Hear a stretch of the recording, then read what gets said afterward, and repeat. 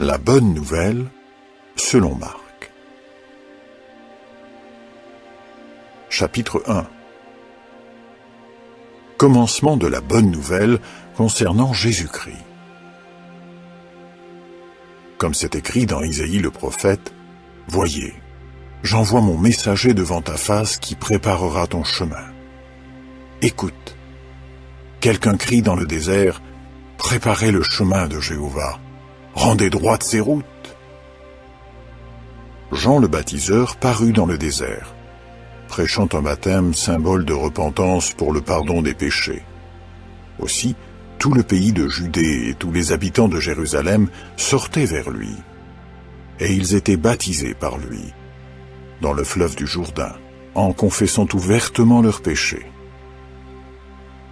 Or Jean était vêtu de poils de chameau, et d'une ceinture de cuir autour de ses reins, et il mangeait des sauterelles et du miel sauvage, et il prêchait en disant « Après moi vient quelqu'un de plus fort que moi. Je ne suis pas digne de me baisser pour dénouer les lanières de ses sandales. Moi, je vous ai baptisé avec de l'eau, mais lui vous baptisera avec de l'Esprit Saint. » Au cours de ces jours-là, Jésus vint de Nazareth de Galilée, et il fut baptisé par Jean dans le Jourdain. Et aussitôt, en remontant hors de l'eau, il vit les cieux s'ouvrir, et l'Esprit, comme une colombe, descendre sur lui. Et une voix vint des cieux, « Tu es mon Fils, le bien-aimé. Je t'ai agréé. » Et aussitôt, l'Esprit le fit aller dans le désert. Et il resta dans le désert 40 jours, tenté par Satan, et il était avec les bêtes sauvages, mais les anges le servaient. Or, après que Jean eut été arrêté, Jésus alla en Galilée, prêchant la bonne nouvelle de Dieu et disant « Le temps fixé s'est accompli, et le royaume de Dieu s'est approché. Repentez-vous, et ayez foi dans la bonne nouvelle. » Comme il marchait le long de la mer de Galilée, il vit Simon et André, le frère de Simon, qui lançaient leurs filets dans la mer, car c'étaient des pêcheurs. Et Jésus leur dit, « Venez à ma suite, et je vous ferai devenir pêcheurs d'hommes. » Et aussitôt, ils abandonnèrent leurs filets et le suivirent. Et avançant un peu plus loin, il vit Jacques, le fils de Zébédée, et Jean, son frère, alors qu'ils étaient justement dans leur bateau en train de réparer leurs filets. Et tout de suite il les appela. Alors ils laissèrent leur père Zébédée dans le bateau avec les salariés et s'en allèrent à sa suite. Et ils pénétrèrent dans Capernaum. Dès que ce fut le sabbat, il entra dans la synagogue et se mit à enseigner. Et ils étaient frappés de sa manière d'enseigner, car voilà qu'il les enseignait en homme qui a pouvoir, et non pas comme les scribes. De plus, juste à ce moment, il y avait dans leur synagogue un homme sous le pouvoir d'un esprit impur, et il cria en disant « Qu'avons-nous à faire avec toi, Jésus, Nazaréen? Es-tu venu pour nous détruire? Je sais parfaitement qui tu es, le Saint de Dieu. » Mais Jésus le réprimanda en disant « Tais-toi et sors de lui. » Et l'esprit impur, lui donnant une convulsion et hurlant de toute la force de sa voix, sortit de lui. Eh bien, les gens furent tous si stupéfaits qu'ils se mirent à discuter entre eux et à dire « Qu'est-ce que ceci? Un enseignement nouveau. Avec pouvoir, il commande même aux esprits impurs, et ils lui obéissent. » Et la rumeur à son sujet se répandit aussitôt de tous côtés, à travers tout le pays d'alentour dans la Galilée. Et aussitôt, ils sortirent de la synagogue et allèrent dans la maison de Simon et d'André, avec Jacques et Jean. Or la belle-mère de Simon était couchée, prise de fièvre, et immédiatement elles lui parlèrent d'elle. Et allant vers elle, il la releva en la prenant par la main, et la fièvre la quitta, et elle se mit à les servir. Après que le soir fut venu, quand le soleil se fut couché, on se mit à lui amener tous ceux qui allaient mal, ainsi que les gens possédés de démons, et toute la ville était rassemblée juste devant la porte. Et il guérit beaucoup de gens qui souffraient de diverses maladies, et il expulsa beaucoup de démons, mais il ne laissait pas parler les démons parce qu'il savait qu'il était Christ. Et tôt le matin, alors qu'il faisait encore sombre, il se leva, sortit dehors et partit pour un endroit isolé, et là, il se mit à prier. Cependant, Simon et ceux qui étaient avec lui partirent à sa poursuite, et le trouvèrent, et lui dirent « Tous te cherchent. » Et il leur dit « Allons ailleurs, dans les cités villages voisines, pour que là aussi je prêche, car c'est pour cela que je suis sorti. » Et il alla, prêchant dans leur synagogue, dans toute la Galilée, et expulsant les démons. Vint aussi vers lui un lépreux, qui le supplia, oui, à genoux, et lui dit « Si tu le veux, tu peux me rendre pur. » Alors il fut pris de pitié, et il tendit la main, et le toucha, et il lui dit « Je le veux, deviens pur. » Et aussitôt la lèpre disparut de dessus lui, et il devint pur. De plus, il lui donna des ordres formels, et immédiatement le renvoya et lui dit « Veille à n'en rien dire à personne, mais va te montrer au prêtre, et offre pour ta purification ce que Moïse a prescrit en témoignage pour eux. » Mais une fois parti, l'homme commença à le proclamer beaucoup et à propager le récit, si bien que Jésus ne pouvait plus entrer ouvertement dans une ville, mais il restait en dehors dans des endroits isolés. Pourtant, on venait vers lui de toutes parts. Chapitre 2. Cependant, quelques jours après, il entra de nouveau dans Capernaum, et on apprit qu'il était chez lui. Alors beaucoup de gens se rassemblèrent, à tel point qu'il n'y avait plus de place, pas même aux abords de la porte. Et il leur disait la parole. Et des hommes vinrent lui amener un paralytique porté à 4. Mais, comme ils ne pouvaient pas l'amener jusqu'à Jésus à cause de la foule, ils enlevèrent le toit au-dessus de l'endroit où il était, et ayant creusé une ouverture, ils firent descendre la couchette sur laquelle le paralytique était couché. Et lorsque Jésus vit leur foi, il dit au paralytique, « Mon enfant, tes péchés sont pardonnés. » Or il y avait là quelques-uns des scribes qui étaient assis et qui raisonnaient dans leur cœur. « Pourquoi cet homme parle-t-il ainsi? Il blasphème. Qui peut pardonner les péchés, si ce n'est un seul, Dieu ?»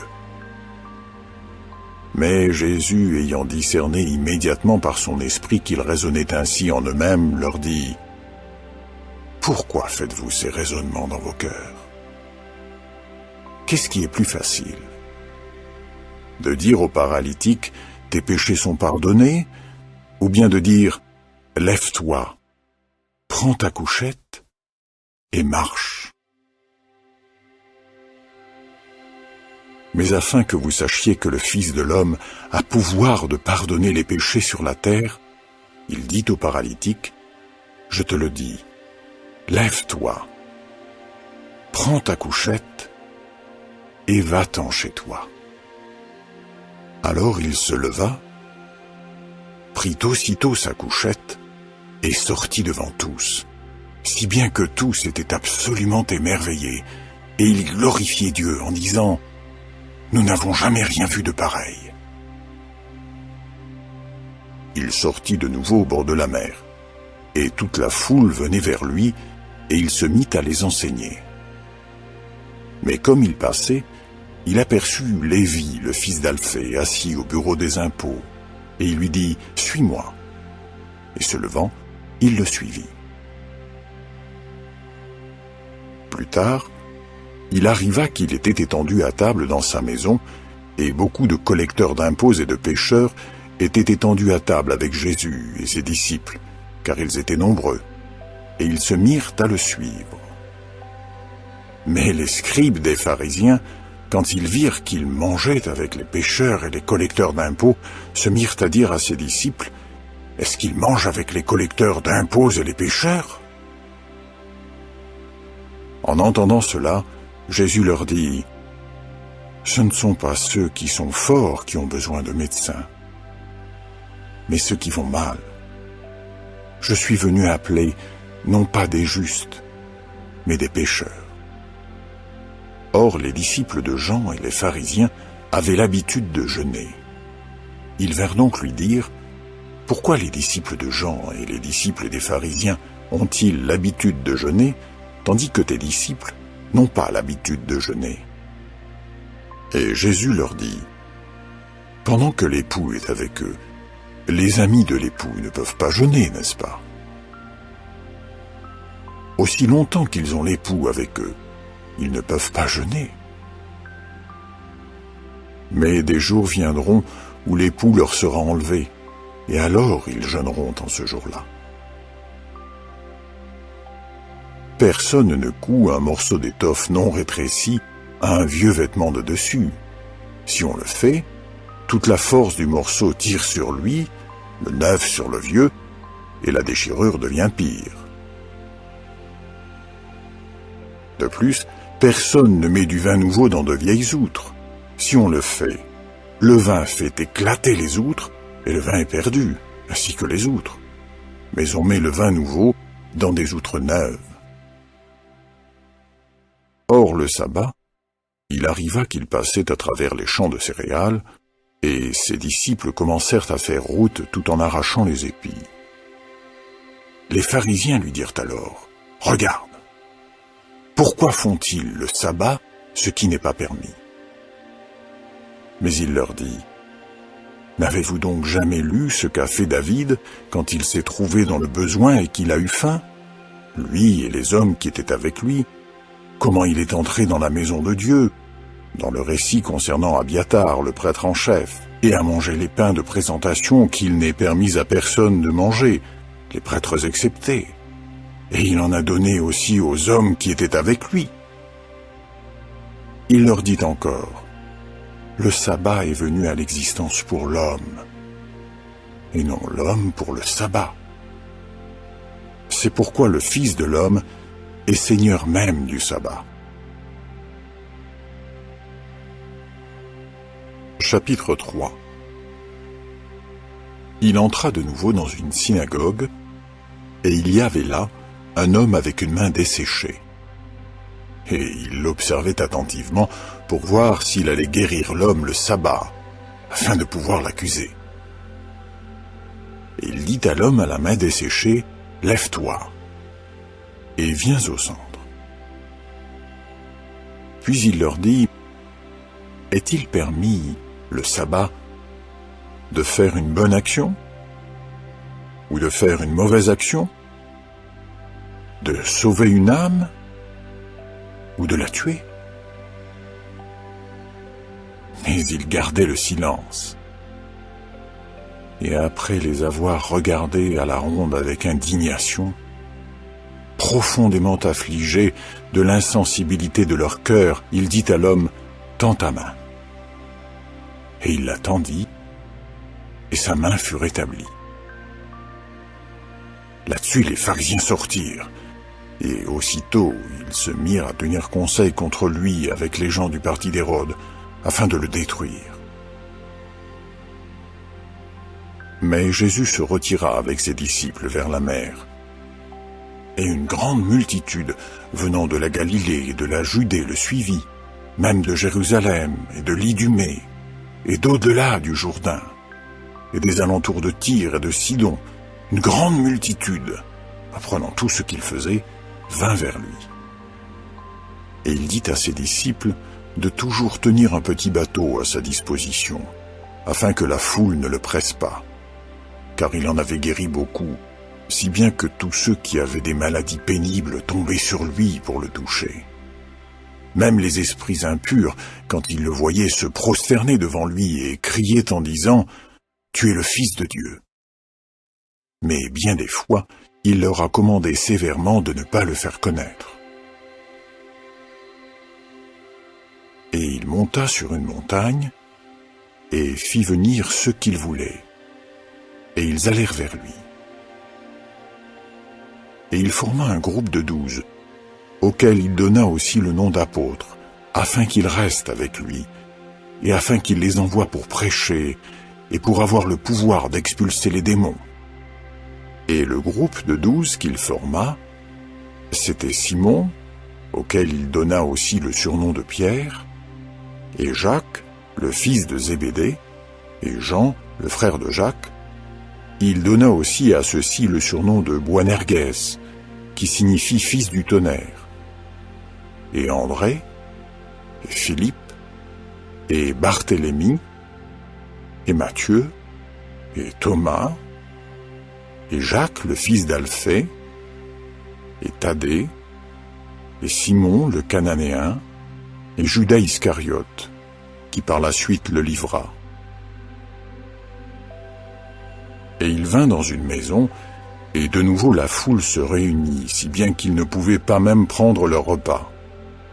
Mais quand les membres de sa famille apprirent cela, ils sortirent pour se saisir de lui, car ils disaient « Il a perdu la raison ».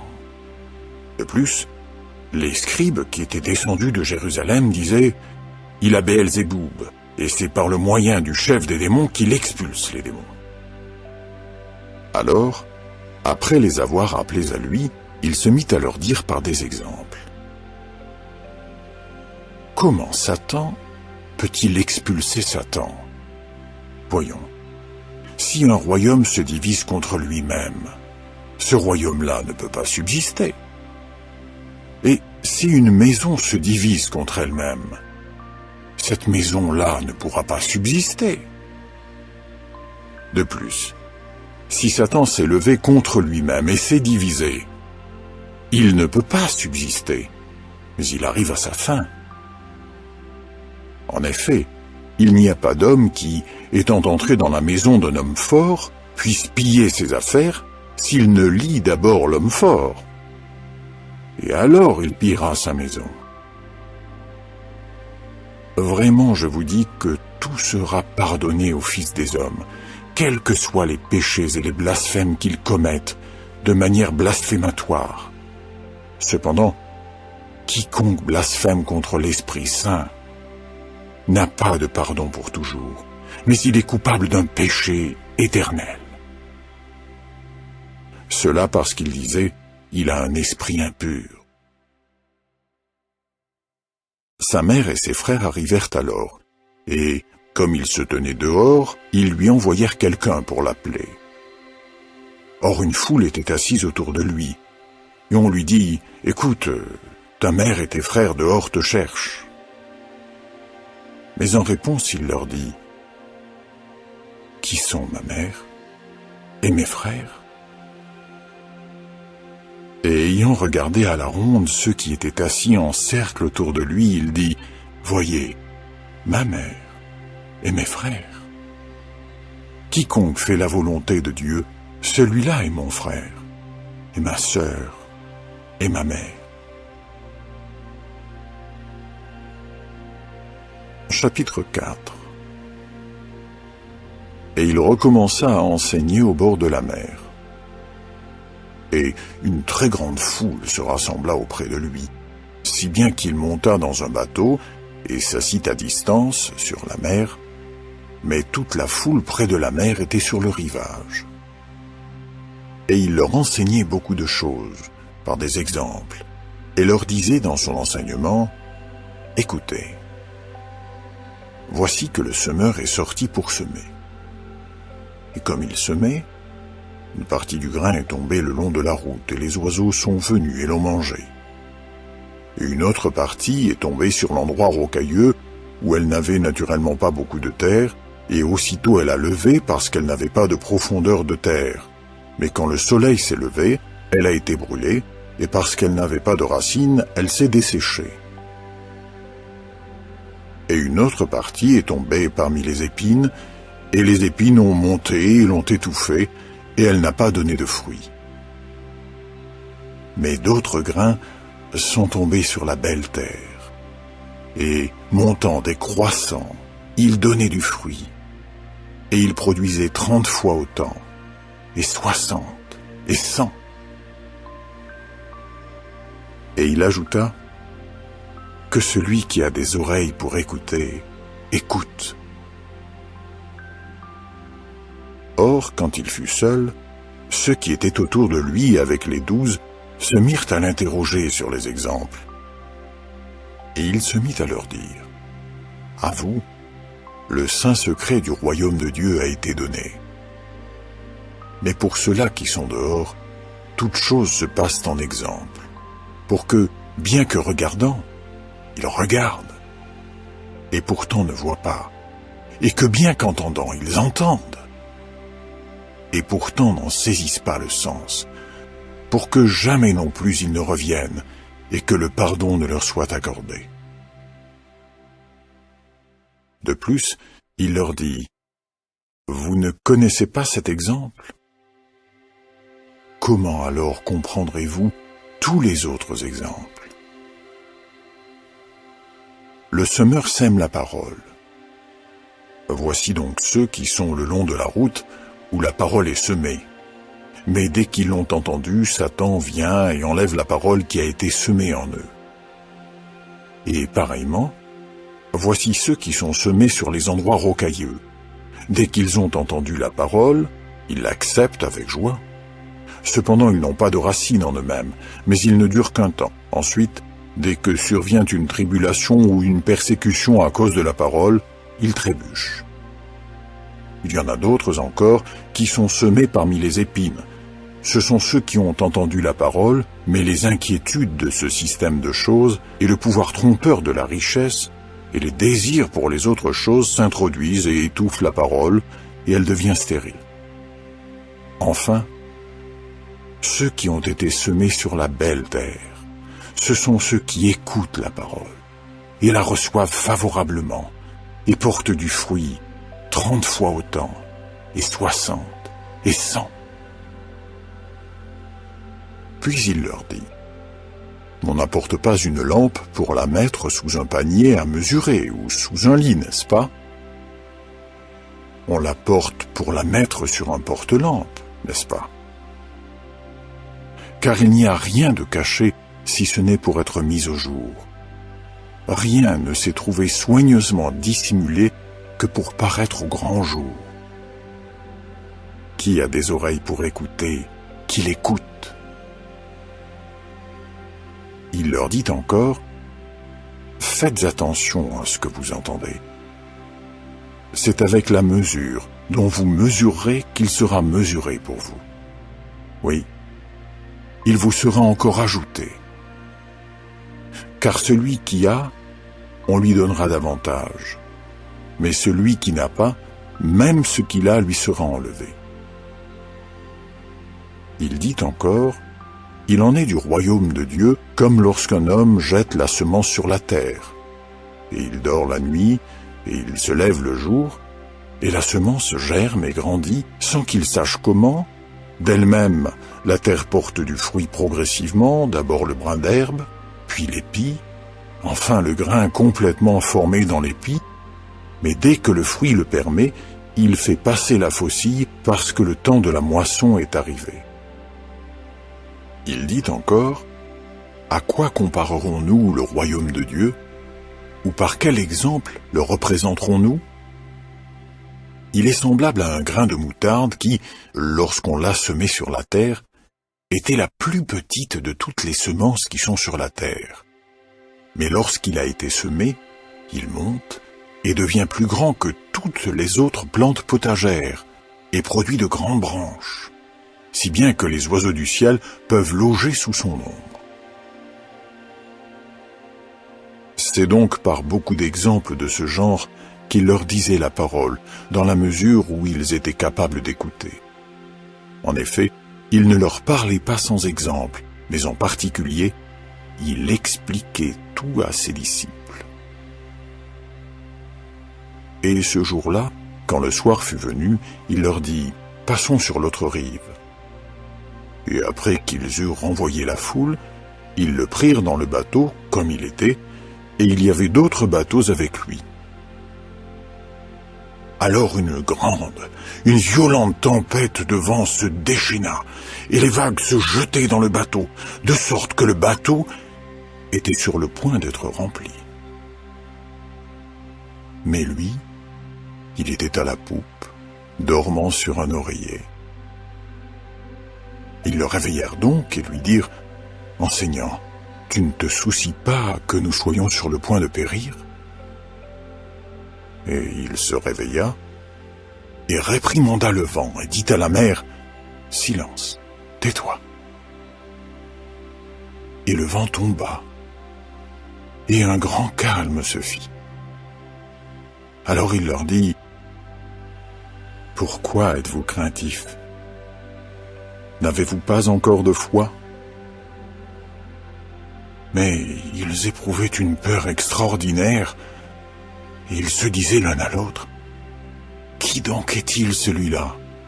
Parce que même le vent et la mer lui obéissent. »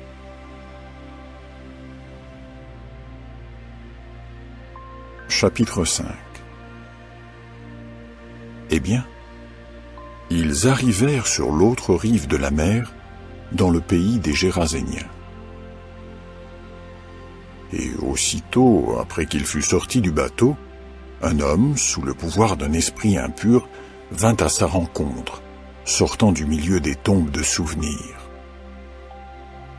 Il avait sa demeure parmi les tombes, et absolument personne encore n'avait pu l'attacher, même avec une chaîne. Souvent, en effet, on l'avait lié avec des entraves et des chaînes, mais les chaînes avaient été cassées par lui, et les entraves avaient bel et bien été mises en pièces, et personne n'avait la force de le dompter. Et sans cesse, nuit et jour, dans les tombes et dans les montagnes, il était à crier et à se taillader avec des pierres. Mais apercevant Jésus à distance, il courut et lui rendit hommage, et quand il eut crié d'une voix forte, il dit « Qu'ai-je à faire avec toi, Jésus, Fils du Dieu Très-Haut? Je te fais jurer par Dieu de ne pas me tourmenter. » Car il lui avait dit « Sors de cet homme, esprit impur. » Mais il se mit à lui demander « Quel est ton nom ?» Et il lui dit « Mon nom, c'est Légion, parce que nous sommes beaucoup. » Et il le supplia à plusieurs reprises de ne pas envoyer les esprits hors du pays. Or il y avait là, près de la montagne, un grand troupeau de porcs en train de paître. Ils le supplièrent donc en disant « Envoie-nous dans les porcs pour que nous entrions en eux. » Et il le leur permit. Là-dessus, les esprits impurs sortirent et entrèrent dans les porcs, et le troupeau se précipita du haut de l'escarpement dans la mer, environ 2000, et ils se noyèrent l'un après l'autre dans la mer. Mais ceux qui les gardaient prirent la fuite et racontèrent la chose dans la ville et dans les campagnes, et les gens vinrent voir qu'est-ce qui était arrivé. Ils vinrent donc vers Jésus, et ils aperçurent l'homme qui avait été possédé par des démons. Il était assis, vêtu et saint d'esprit. Cet homme qui avait eu la légion, et ils prirent peur. De plus, ceux qui avaient vu la chose leur racontèrent comment cela était arrivé pour l'homme possédé de démons, et à propos des porcs. Alors ils commencèrent à le supplier de s'en aller de leur territoire. Or, comme il montait dans le bateau, l'homme qui avait été possédé par des démons se mit à le supplier. Il lui demandait de pouvoir rester avec lui. Cependant, il ne le lui permit pas, mais il lui dit « Va-t'en chez toi, dans ta famille. » et raconte-leur tout ce que Jéhovah a fait pour toi et comment il a eu pitié de toi. » Et il s'en alla et commença à proclamer dans la Décapole tout ce que Jésus avait fait pour lui. Et tous les gens s'étonnaient. Après que Jésus eut traversé de nouveau, dans le bateau vers la rive opposée, une grande foule se rassembla auprès de lui, et il était au bord de la mer. Or un des présidents de la synagogue, du nom de Jaïrus, arriva. Et l'apercevant, il tomba à ses pieds et le supplia à maintes reprises en disant « Ma petite fille est à toute extrémité. S'il te plaît, viens et pose les mains sur elle, afin qu'elle soit rétablie et qu'elle vive. » Alors il s'en alla avec lui, et une grande foule le suivait et se pressait contre lui. Or il y avait une femme atteinte d'un flux de sang depuis 12 ans. Et elle avait beaucoup souffert du fait de nombreux médecins et avait dépensé toutes ses ressources. Elle n'en avait tiré aucun profit, mais plutôt elle allait plus mal. Quand elle apprit les choses qu'on disait de Jésus, elle vint par derrière, dans la foule, et toucha son vêtement de dessus, car elle disait « Si je touche, ne serait-ce que ses vêtements de dessus, je serai rétablie. » Et aussitôt, sa source de sang se dessécha, et elle sentit dans son corps qu'elle avait été guérie de la pénible maladie. Et aussitôt Jésus se rendit compte en lui-même qu'une puissance était sortie de lui. Et il se retourna dans la foule et se mit à dire « Qui a touché mes vêtements de dessus ?» Mais ses disciples lui disaient « Tu vois la foule qui te presse de tous côtés et tu dis « Qui m'a touché ?» Cependant, il regardait tout autour pour voir celle qui avait fait cela. Mais la femme, effrayée et tremblante, sachant ce qui lui était arrivé, vint et tomba devant lui et lui dit toute la vérité. Il lui dit « Ma fille, ta foi t'a rétablie. Va en paix et sois guérie de ta pénible maladie. » Tandis qu'il parlait encore, quelques hommes de chez le président de la synagogue arrivèrent et dirent « Ta fille est morte. Pourquoi déranger encore l'enseignant ?» Mais Jésus, entendant par hasard la parole qu'on prononçait, dit au président de la synagogue « N'aie pas peur, exerce seulement la foi. » Et il ne laissa personne le suivre, si ce n'est Pierre et Jacques et Jean le frère de Jacques. Ils vinrent donc à la maison du président de la synagogue, et il aperçut l'agitation bruyante, et ceux qui pleuraient et poussaient beaucoup de gémissements. Et après être entré, il leur dit « Pourquoi cette agitation bruyante et ces pleurs? La petite enfant n'est pas morte, mais elle dort. » Alors ils se mirent à se moquer de lui d'un air méprisant. Mais lui, les ayant tous mis dehors, prit avec lui le père et la mère de la petite enfant et ceux qui étaient avec lui, et il entra là où était la petite enfant. Et prenant la main de la petite enfant, il lui dit « Talitha, koumi », ce qui traduit signifie « Jeune fille, je te le dis, lève-toi ». Et aussitôt la jeune fille se leva et se mit à marcher, car elle avait 12 ans. Et immédiatement, ils furent hors d'eux-mêmes, saisis d'un grand émerveillement. Mais il leur ordonna à plusieurs reprises de ne le faire savoir à personne. Et il dit de lui donner à manger. Chapitre 6. Et il partit de là, et vint dans son propre pays, et ses disciples le suivirent. Quand arriva le sabbat, il commença à enseigner dans la synagogue. Et la plupart de ceux qui l'écoutaient étaient frappés d'étonnement, et disaient « D'où cet homme tient-il ces choses? Et pourquoi cette sagesse aurait-elle été donnée à celui-là? Et pourquoi de telles œuvres de puissance s'accompliraient-elles par ses mains? C'est le charpentier, n'est-ce pas? Le fils de Marie, et les frères de Jacques, et de Joseph, et de Judas, et de Simon. Et ses sœurs sont ici parmi nous, n'est-ce pas? Et ils trébuchaient à cause de lui. Mais Jésus leur dit encore, « Un prophète n'est sans honneur que dans son propre pays, et parmi ses parents, et dans sa maison. » Et il ne put faire là aucune œuvre de puissance, si ce n'est poser les mains sur quelques malades et les guérir. Oui, il s'étonna de leur manque de foi. Et il circulait par les villages à la ronde en enseignant. Or il fit venir les 12, et il commença à les envoyer 2 par 2, et il leur donnait pouvoir sur les esprits impurs. De plus, il leur ordonna de ne rien prendre pour le voyage, qu'un bâton seulement. Pas de pain, pas de sac à provisions, pas de pièces de cuivre dans leur bourse de ceinture, mais de se chausser de sandales, et de ne pas porter 2 vêtements de dessous. Il leur dit encore, « Partout où vous entrerez dans une maison, restez-y jusqu'à ce que vous sortiez de ce lieu. Et partout où un lieu ne vous recevra pas et ne vous entendra pas, en sortant de là, secouez la terre qui est sous vos pieds, en témoignage pour eux. » Ils partirent donc et prêchèrent pour que les gens se repentent. Et ils expulsaient beaucoup de démons, et enduisaient d'huile beaucoup de malades et les guérissaient.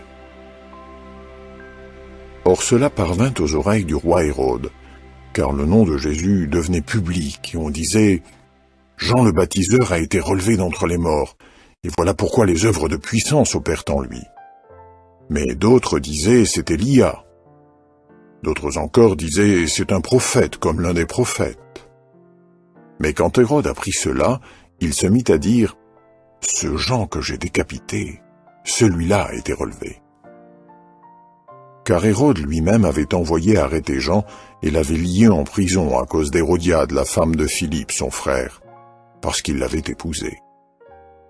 Car Jean n'avait cessé de dire à Hérode, « Il ne t'est pas permis d'avoir la femme de ton frère. » Or Hérodiade lui gardait rancune et voulait le tuer, mais elle ne le pouvait pas, car Hérode craignait Jean, sachant que c'était un homme juste et saint, et il le préservait. Et après qu'il l'avait entendu, il ne savait vraiment que faire. Pourtant, il continuait à l'entendre avec plaisir. Mais un jour opportun arriva lorsqu'Hérode, à l'anniversaire de sa naissance, offrit un repas à ses hommes de haut rang, aux commandants et aux principaux personnages de la Galilée. Et la fille de cette même Hérodiade entra, dansa et plut à Hérode, et à ceux qui étaient étendus à table avec lui. Le roi dit à la jeune fille, « Demande-moi tout ce que tu veux, et je te le donnerai. » Oui, il le lui jura. « Tout ce que tu me demanderas, je te le donnerai, jusqu'à la moitié de mon royaume. » Et elle sortit et dit à sa mère, « Que dois-je demander ?» Elle dit, « La tête de Jean le baptiseur. » Aussitôt elle entra en hâte chez le roi et fit sa demande en disant, « Je veux que tout de suite tu me donnes sur un plat la tête de Jean le Baptiste. » Bien qu'il en fût profondément attristé, le roi cependant ne voulut pas la repousser à cause des serments et de ceux qui étaient étendus à table. Le roi donc envoya aussitôt un garde du corps et lui ordonna d'apporter sa tête. Et le garde s'en alla le décapiter dans la prison, et apporta sa tête sur un plat, et il la donna à la jeune fille, et la jeune fille la donna à sa mère. Quand ses disciples apprirent cela, ils vinrent enlever le cadavre et le déposèrent dans une tombe de souvenir. Et les apôtres se rassemblèrent devant Jésus et lui racontèrent tout ce qu'ils avaient fait et enseigné. Et il leur dit, « Venez, vous autres, à part dans un endroit isolé, et reposez-vous un peu. » Car il y en avait beaucoup qui venaient et qui partaient, et ils n'avaient même pas le loisir de prendre leur repas.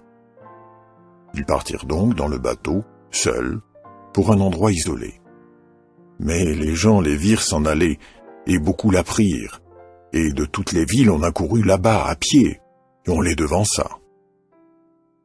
Eh bien, en sortant, il vit une grande foule.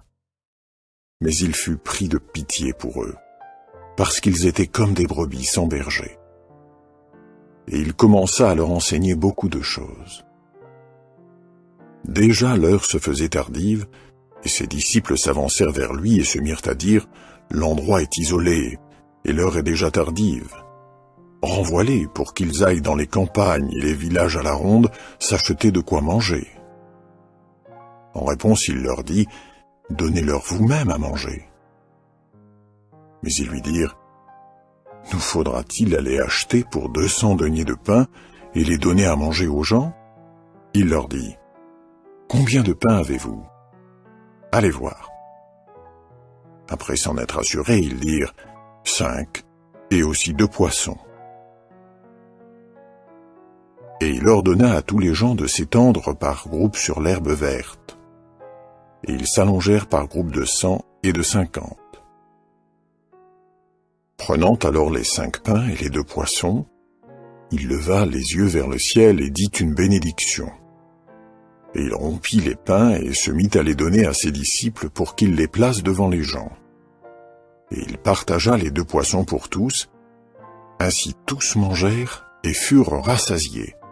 Et on enleva les morceaux, 12 paniers pleins, en plus des poissons. Or, ceux qui avaient mangé les pains étaient 5000 hommes.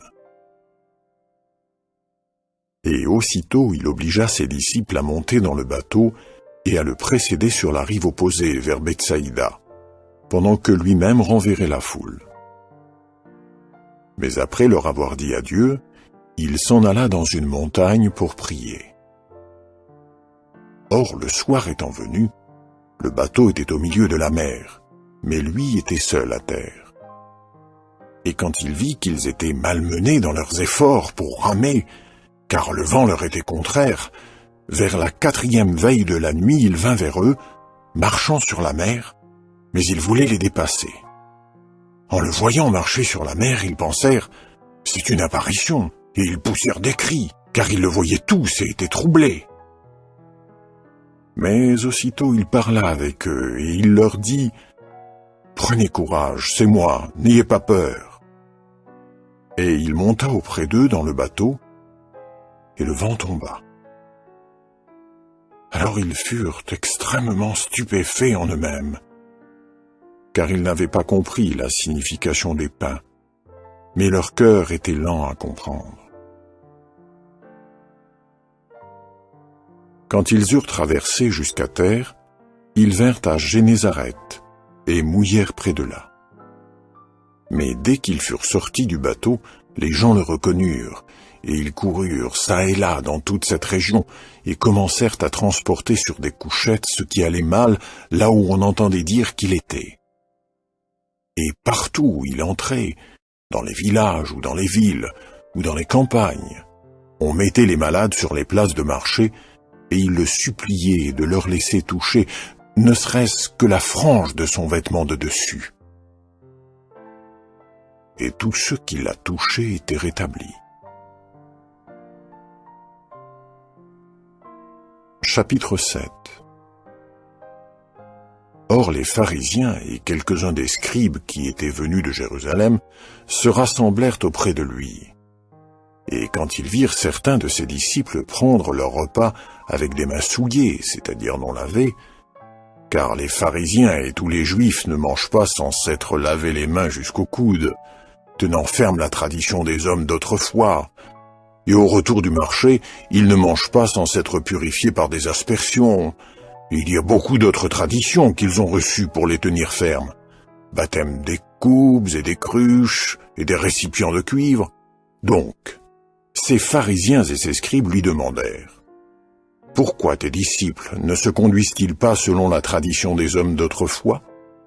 Mais prennent-ils leur repas avec des mains souillées ?» Il leur dit C'est avec raison qu'Isaïe a prophétisé à votre sujet, hypocrite. Comme c'est écrit, ce peuple m'honore des lèvres, mais leur cœur est très éloigné de moi. C'est en vain qu'ils continuent à me rendre un culte, parce qu'ils enseignent pour doctrine des commandements d'hommes.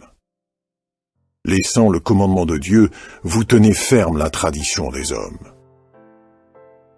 Puis il leur dit, vous mettez habilement de côté le commandement de Dieu pour garder votre tradition. Par exemple, Moïse a dit, honore ton père et ta mère, et que celui qui injurie père ou mère finisse dans la mort. Mais vous, vous dites, si un homme dit à son père ou à sa mère, tout ce que j'ai, et dont tu pourrais tirer profit de moi, est corban, c'est-à-dire un don voué à Dieu. Vous ne le laissez plus rien faire pour son père ou sa mère, et de cette façon vous annulez la parole de Dieu par votre tradition que vous avez transmise. Et vous faites beaucoup de choses semblables. Et appelant de nouveau à lui la foule, il se mit à leur dire, « Écoutez-moi, vous tous, et saisissez le sens. Il n'y a rien de ce qui vient de l'extérieur de l'homme, et qui pénètre en lui, qui puisse le souiller. Mais les choses qui sortent de l'homme, ce sont celles qui souillent l'homme. » Or, quand il fut entré dans une maison, loin de la foule, ses disciples se mirent à l'interroger sur cet exemple.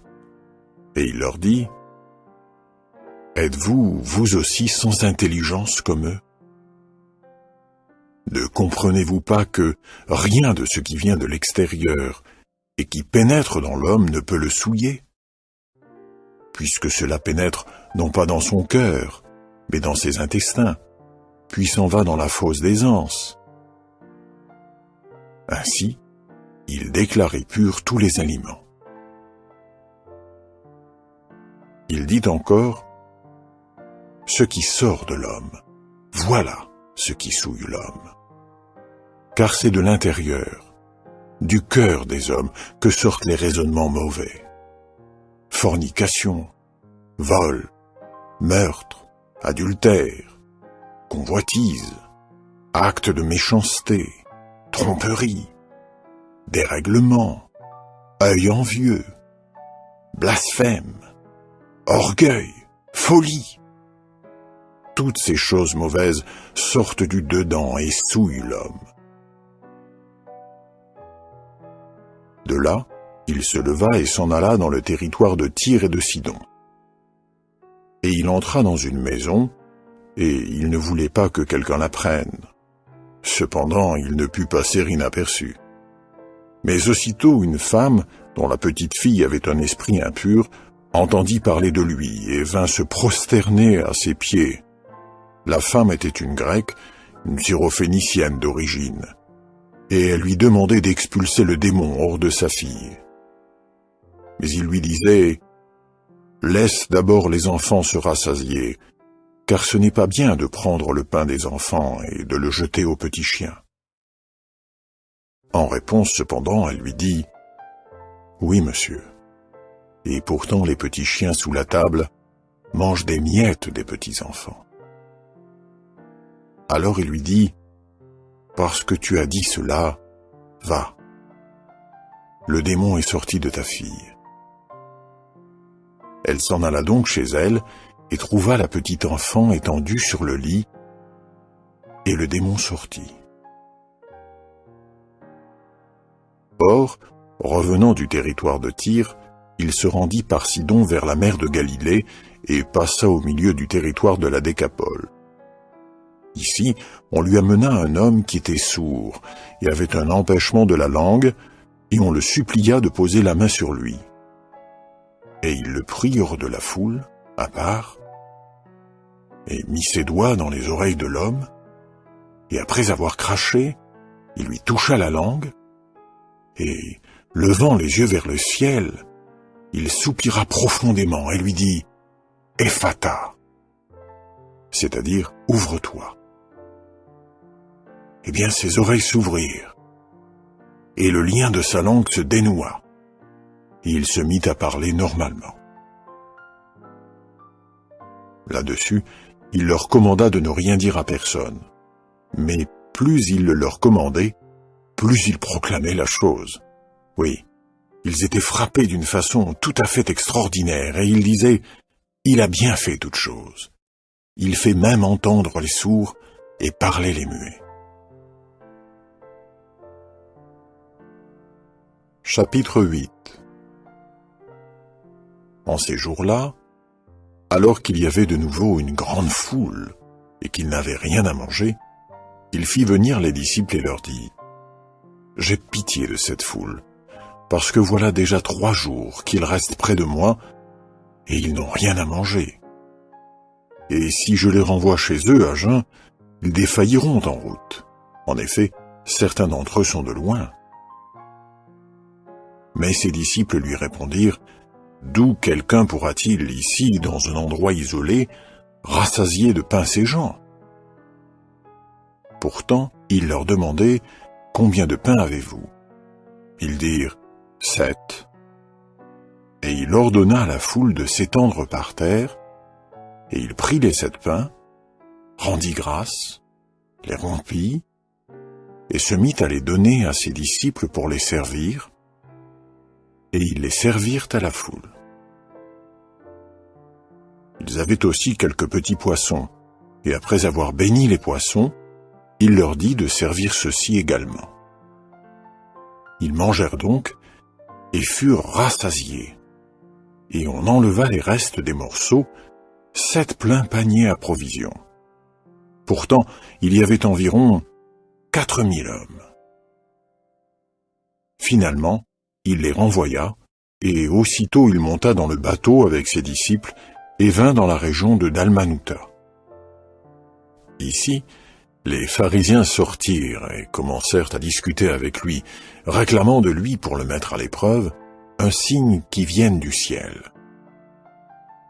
Et il gémit profondément avec son esprit et dit « Pourquoi cette génération réclame-t-elle un signe ? Vraiment, je le dis, aucun signe ne sera donné à cette génération. » Là-dessus, il les quitta, s'embarqua de nouveau et est parti pour la rive opposée. Or, ils oublièrent de prendre des pains, et si ce n'est un pain, ils n'avaient rien avec eux dans le bateau. Et il leur ordonna alors expressément et dit « Ouvrez l'œil. Prenez garde au levain des pharisiens et au levain d'Hérode. » Et ils se mirent à discuter entre eux sur le fait qu'ils n'avaient pas de pain. Remarquant cela, il leur dit « Pourquoi discutez-vous sur ce que vous n'avez pas de pain ? Ne comprenez-vous pas encore ? Et ne saisissez-vous pas le sens ? Avez-vous le cœur lent à comprendre ? Bien qu'ayant des yeux, ne voyez-vous pas ? Et bien qu'ayant des oreilles, n'entendez-vous pas ? Et ne vous rappelez-vous pas, lorsque j'ai rompu les 5 pains pour les 5000 hommes, combien de paniers pleins de morceaux vous avez enlevés ? Ils lui dirent 12. Quand j'ai rompu les 7 pour les 4000 hommes, combien de paniers à provisions pleins de morceaux avez-vous enlevés ? Et ils lui dirent 7. Là-dessus, il leur dit « Ne saisissez-vous pas encore le sens ?» Et ils arrivèrent à Bethsaïda. Ici, on lui amena un aveugle, et on le supplia de le toucher. Et il prit l'aveugle par la main, le conduisit hors du village, et ayant craché sur ses yeux, il posa les mains sur lui et se mit à lui demander « Vois-tu quelque chose ?» Et l'homme leva les yeux et se mit à dire « Je vois des hommes, parce que j'aperçois comme des arbres, mais ils marchent. » Alors il posa de nouveau les mains sur les yeux de l'homme, et l'homme vit clair, et il fut rétabli, et il voyait tout distinctement.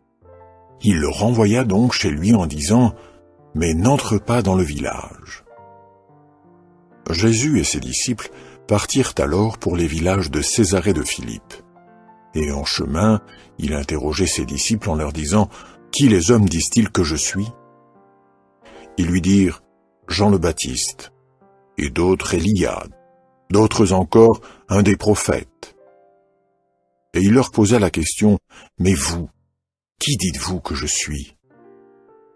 En réponse, Pierre lui dit, tu es le Christ. Alors il leur commanda sévèrement de ne parler de lui à personne. De plus, il commença à leur enseigner que le Fils de l'homme devait endurer beaucoup de souffrances et être rejeté par les anciens et les prêtres en chef et les scribes, et être tué et ressuscité 3 jours après. Oui, c'est avec franc-parler qu'il disait la chose. Mais Pierre le prit à part et commença à le réprimander.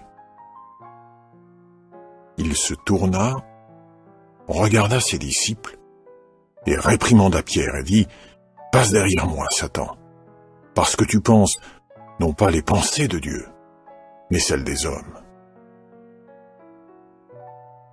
Il appela alors à lui la foule avec ses disciples et leur dit, « Si quelqu'un veut venir à ma suite, qu'il se renie lui-même et prenne son poteau de supplice et me suive continuellement. Car celui qui veut sauver son âme la perdra. Mais celui qui perd son âme à cause de moi et de la bonne nouvelle la sauvera. Quel profit, en effet, y a-t-il pour un homme à gagner le monde entier et à le payer de son âme ? Que donnerait en effet un homme en échange de son âme ?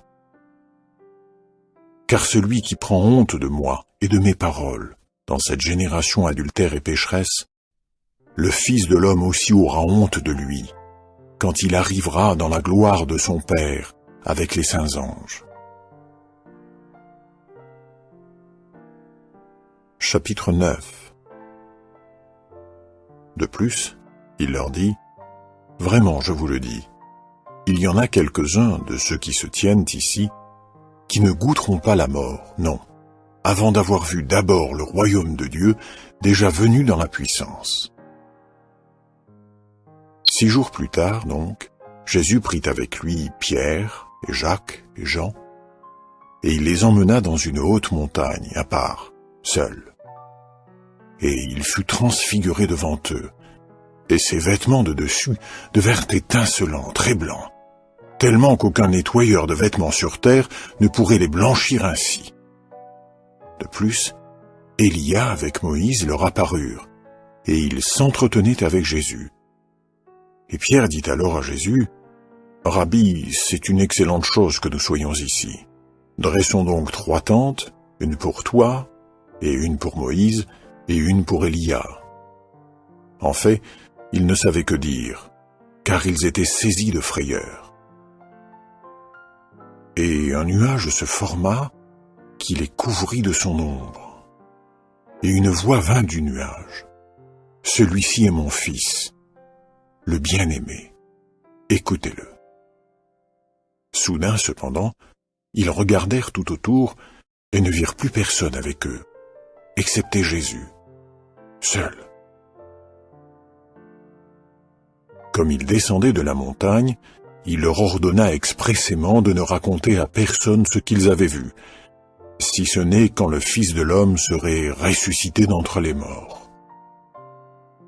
Et ils prirent cette parole à cœur, mais ils discutèrent entre eux sur ce que signifiait ce « ressuscité d'entre les morts ». Et ils l'interrogeaient en disant « Pourquoi les scribes disent-ils qu'Élia doit venir d'abord ?» Il leur dit « Oui, Élia vient d'abord et rétablit toutes choses. Mais comment se fait-il qu'il soit écrit au sujet du Fils de l'homme qu'il doit endurer beaucoup de souffrances et être considéré comme rien ? Mais je vous le dis, Élia est vraiment venu, et ils lui ont fait tout ce qu'il voulait, comme c'est écrit à son sujet. Or, quand ils vinrent vers les autres disciples, ils virent une grande foule autour d'eux et des scribes qui discutaient avec eux. Mais dès que toute la foule l'aperçut, les gens furent frappés de stupeur et, courant à lui, ils se mirent à le saluer. Et il leur demanda de quoi discutez-vous avec eux? Et quelqu'un de la foule lui répondit, Enseignant, je t'ai amené mon fils parce qu'il a un esprit muet. Et où qu'il le saisisse, il le jette par terre et l'enfant écume et grince des dents et s'épuise. Et j'ai dit à tes disciples de l'expulser, mais ils n'en ont pas été capables. Alors il leur dit, Ô génération sans foi, jusqu'à quand devrais-je rester avec vous? Jusqu'à quand devrais-je vous supporter? Amenez-le-moi. Et ils le lui amenèrent. Mais en le voyant, l'esprit aussitôt donna des convulsions à l'enfant, et après être tombé par terre, il se roulait en écumant. Et il demanda à son père, Depuis combien de temps cela lui arrive-t-il? Il dit, Depuis l'enfance, et à plusieurs reprises il a voulu le jeter dans le feu et dans l'eau pour le détruire. Mais si tu peux faire quelque chose, aie pitié de nous et aide-nous. Jésus lui dit, Cette parole, si tu peux, eh bien tout est possible à celui qui a foi. Criant aussitôt, le père du petit enfant disait, J'ai foi. Aide-moi là où j'ai besoin de foi. Jésus, s'apercevant alors qu'une foule accourait, réprimanda l'esprit impur et lui dit, Esprit muet et sourd, je te l'ordonne, sors de lui, et n'y rentre plus. Et après avoir crié et avoir été secoué de beaucoup de convulsions, il sortit. Et l'enfant devint comme mort, si bien que la plupart disaient, Il est mort. Mais Jésus le prit par la main, et le releva, et il se leva. Et après qu'il fut entré dans une maison, ses disciples se mirent à lui demander en particulier, Pourquoi n'avons-nous pas pu l'expulser? Et il leur dit, Cette espèce-là ne peut sortir que par la prière. Et partant de là, il faisait route à travers la Galilée, mais il ne voulait pas que quelqu'un l'apprenne, car il enseignait ses disciples et leur disait, Le Fils de l'homme va être livré aux mains des hommes, et ils le tueront, mais bien qu'étant tué, il ressuscitera 3 jours après. Cependant, ils ne comprenaient pas la parole, et ils avaient peur de l'interroger. Et ils vinrent à Capernaum.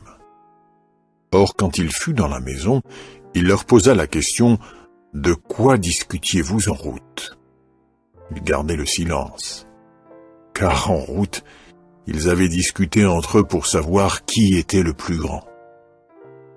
Alors il s'assit, il appela les 12 et leur dit, Si quelqu'un veut être le premier, il devra être le dernier de tous, et le serviteur de tous.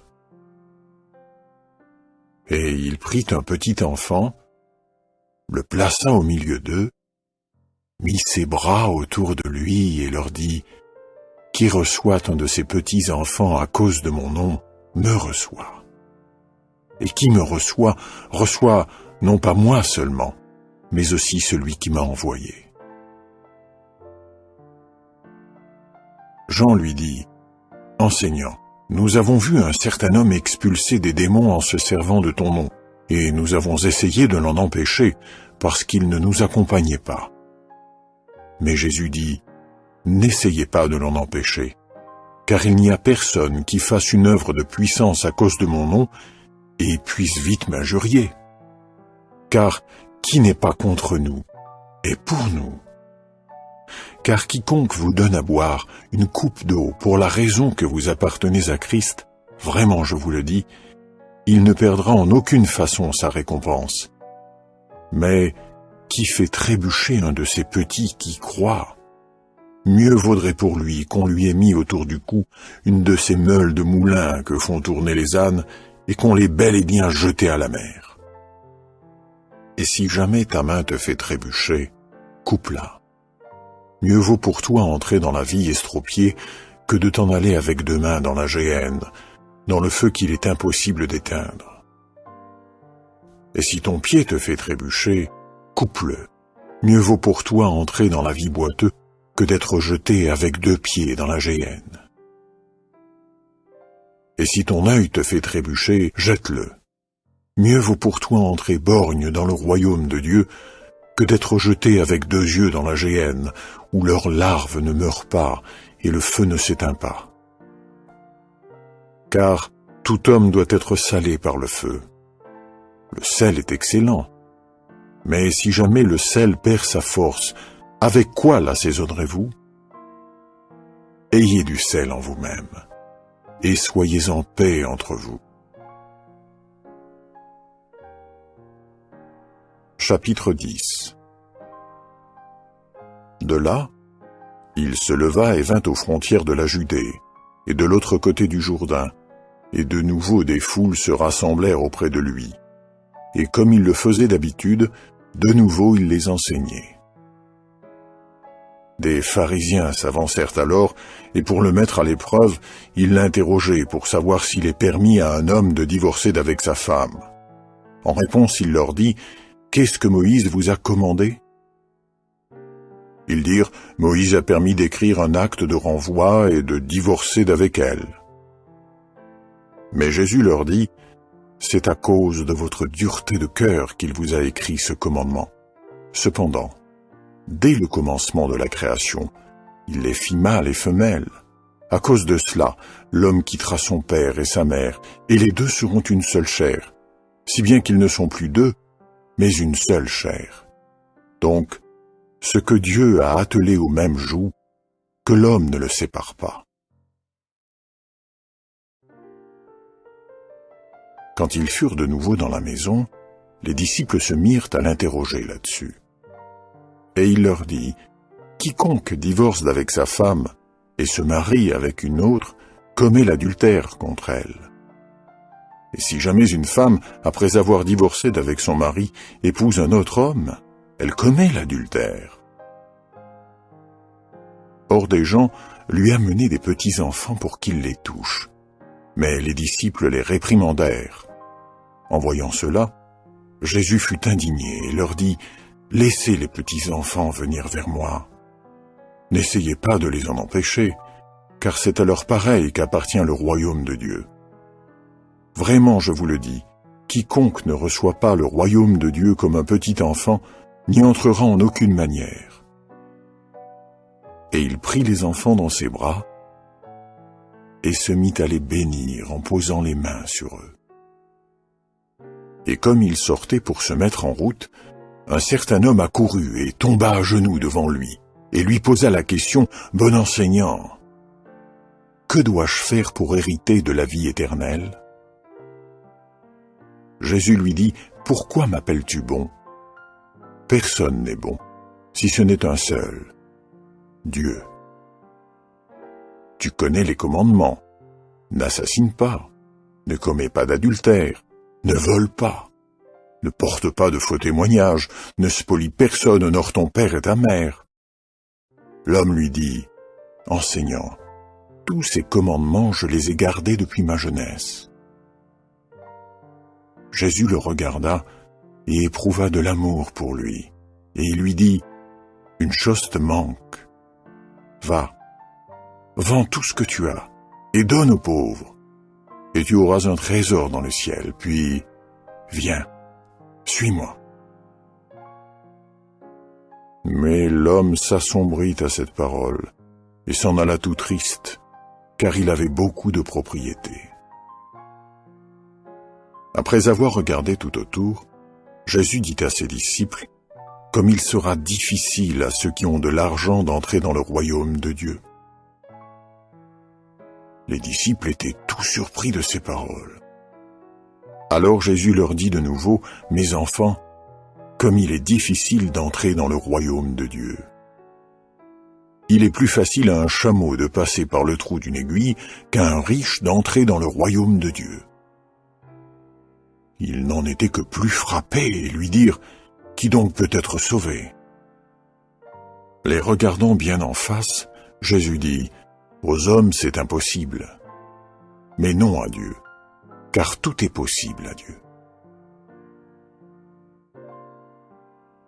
Pierre commença à lui dire, « Vois, nous avons tout quitté et nous t'avons suivi. » Jésus dit, « Vraiment, je vous le dis, personne n'a quitté maison, ou frère ou sœur, ou mère ou père ou enfant, ou champ, à cause de moi et à cause de la bonne nouvelle, qui ne reçoivent au centuple maintenant, dans cette période-ci, maison, et frères et sœurs, et mères et enfants, et champs, avec des persécutions, et dans le système de choses à venir, la vie éternelle. Cependant, beaucoup qui sont premiers seront derniers, et les derniers, premiers. » Et ils étaient en route, montant à Jérusalem. Et Jésus marchait devant eux, et ils étaient dans la stupeur, mais ceux qui suivaient prenaient peur. De nouveau, il prit les 12 à l'écart et commença à leur dire les choses qui devaient lui arriver. « Voici que nous montons à Jérusalem, et le Fils de l'homme sera livré aux prêtres en chef et aux scribes. Ils le condamneront à mort, et le livreront aux hommes des nations, et ils se moqueront de lui, et cracheront sur lui, et le fouetteront et le tueront. Mais 3 jours après, il ressuscitera. »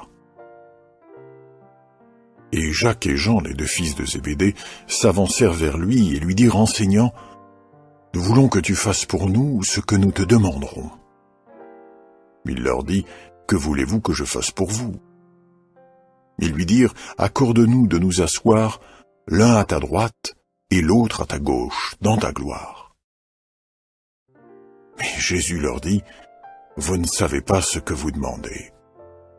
Pouvez-vous boire la coupe que je suis en train de boire, ou être baptisé du baptême dont je suis en train d'être baptisé ?» Ils lui dirent, « Nous le pouvons. » Sur quoi Jésus leur dit, « La coupe que je suis en train de boire, vous la boirez, et du baptême dont je suis en train d'être baptisé, vous serez baptisés.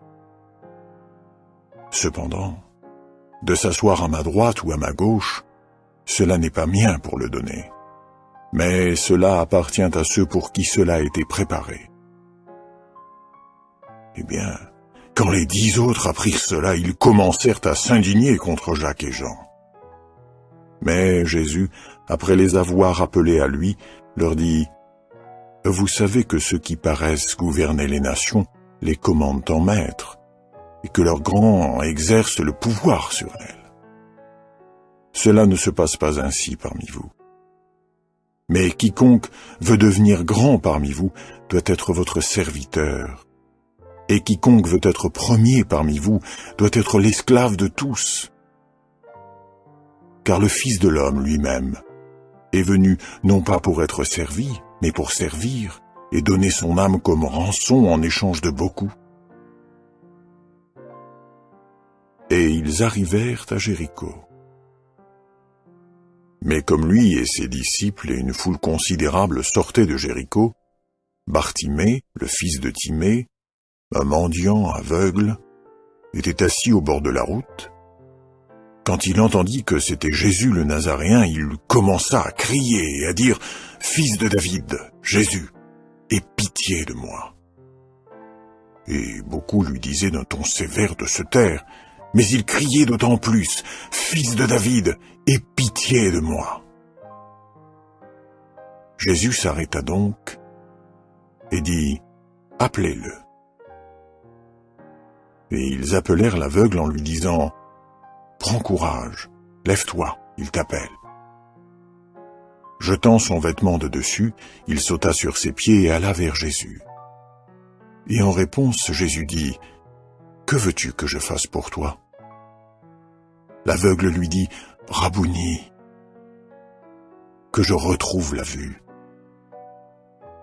Et Jésus lui dit « Va, ta foi t'a rétabli. » Et aussitôt il retrouva la vue, et il se mit à le suivre sur la route. Chapitre 11. Or, quand ils approchèrent de Jérusalem, de Bethphagée et de Béthanie, au mont des Oliviers, il envoya 2 de ses disciples et leur dit « Allez au village que vous voyez devant vous, et dès que vous y pénétrerez, vous trouverez un ânon attaché sur lequel aucun humain ne s'est encore assis. Déliez-le et amenez-le. Et si quelqu'un vous dit « Pourquoi faites-vous cela ?» dites « Le Seigneur en a besoin, et il va le renvoyer tout de suite ici. » Ils s'en allèrent donc et trouvèrent l'ânon attaché près de la porte, dehors, dans la rue transversale, et ils le délièrent. Mais quelques-uns de ceux qui se tenaient là leur disaient « Que faites-vous à délier l'ânon ?» Ils leur dirent comme Jésus avait dit. Et on les laissa aller. Et ils amenèrent l'ânon à Jésus, et ils mirent sur l'animal leurs vêtements de dessus, et il s'assit sur lui. De plus, beaucoup étendirent leurs vêtements de dessus sur la route, mais d'autres coupèrent des feuillages dans les champs. Et ceux qui marchaient devant et ceux qui suivaient criaient « Sauve-nous, t'en prions ! Béni est celui qui vient au nom de Jéhovah. Béni est le royaume qui vient, celui de notre père David. Sauve, nous t'en prions, là-haut dans les hauteurs. » Et il entra à Jérusalem, dans le temple, et il regarda à la ronde toutes choses. Et comme l'heure était déjà tardive, il sortit vers Béthanie avec les 12. Le lendemain, lorsqu'ils furent sortis de Béthanie, il eut faim, et à distance il aperçut un figuier qui avait des feuilles, et il alla voir si peut-être il y trouverait quelque chose. Mais en y venant, il ne trouva rien que des feuilles, car ce n'était pas la saison des figues. Alors il lui dit que de toi, personne ne mange plus de fruits pour toujours. Et ses disciples écoutaient. Et ils vinrent à Jérusalem. Là, il entra dans le temple, et commença à jeter dehors ceux qui vendaient et achetaient dans le temple. Et il renversa les tables des changeurs, et les bancs de ceux qui vendaient des colombes. Et il ne laissait personne transporter un ustensile à travers le temple, mais il enseignait et disait « N'est-il pas écrit ? Ma maison sera appelée une maison de prière pour toutes les nations. Mais vous en avez fait une grotte de bandits. » Et les prêtres en chef et les scribes entendirent cela, et ils cherchaient comment le détruire. En effet, ils avaient peur de lui, car toute la foule était continuellement frappée de son enseignement. Et quand il se faisait tard dans la journée, il sortait de la ville. Mais tandis qu'ils passaient tôt le matin, ils virent le figuier déjà desséché depuis les racines. Et Pierre se rappelant lui dit « Rabbi, vois, le figuier que tu as maudit s'est desséché. » Et en réponse, Jésus leur dit « Ayez foi en Dieu.